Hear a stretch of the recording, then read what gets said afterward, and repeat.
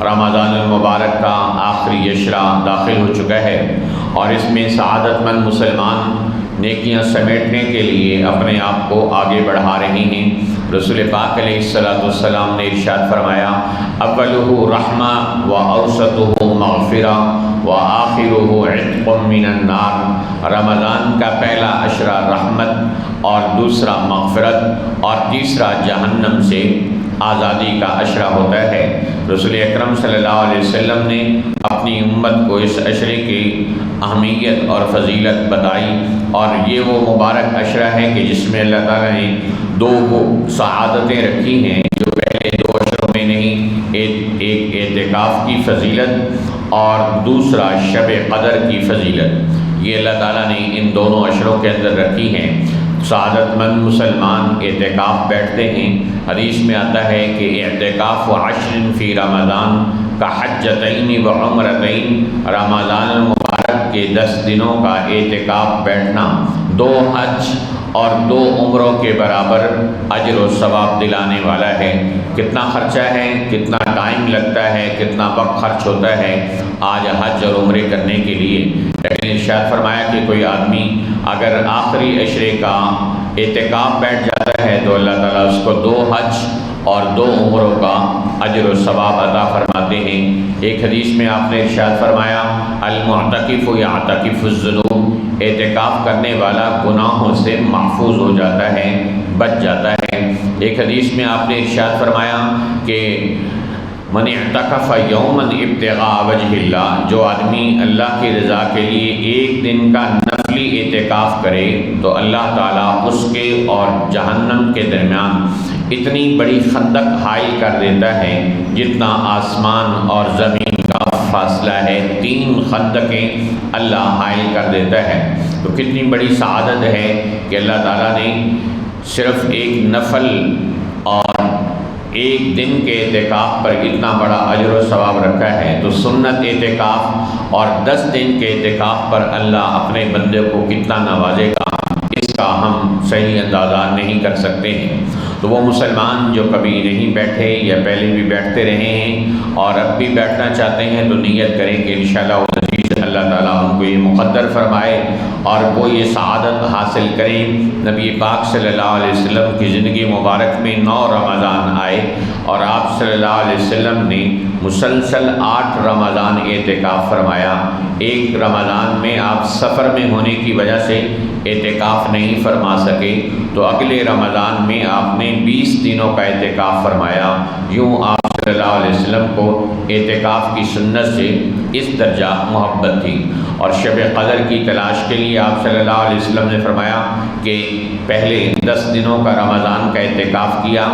اور پھر جب 10 دن پورے ہوئے صحابہ کرام کو فرمایا کہ میں نے پہلے 10 دنوں کا اعتکاف کیا تھا التمس هذه اللیلہ، شب قدر کی تلاش میں، اور وہ پہلے 10 دن نہیں ملی، اب میں اگلے 10 دن کا اعتکاف کرنا چاہتا ہوں، جو میرے ساتھ بیٹھنا چاہے بیٹھ جائے اور جو گھر جانا چاہے چلا جائے۔ پھر آپ نے اگلے 10 دن کا اعتکاف کیا، 20 دن پورے ہوئے تو آپ نے ارشاد فرمایا کہ میں نے شب قدر کی تلاش کے لیے آخری ان 20 دنوں کا اعتکاف کیا ہے اور اس میں بھی شب قدر نہیں ملی، اب وہ آخری عشرے میں ہے، لہذا جو اعتکاف کرنا چاہے وہ کرے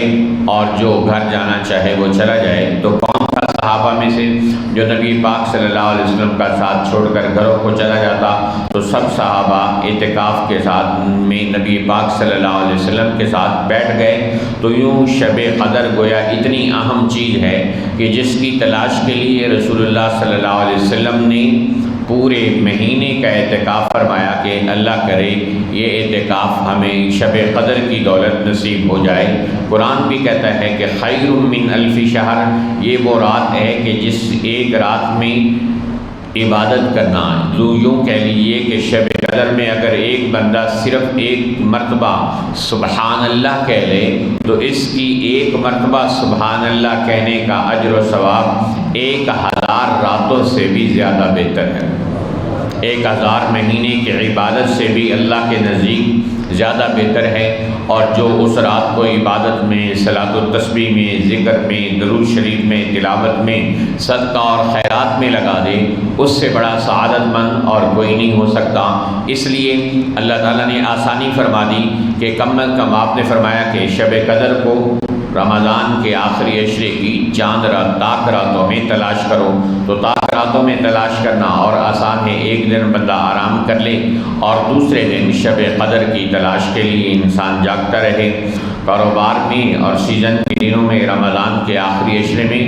تاجر دن بھر نہیں سوتے، رات بھر نہیں سوتے، دکانوں پہ بیٹھے ہیں۔ وہ کہتا بھائی تھوڑا آرام کر لو، رات ہے کئی سیزن ہے۔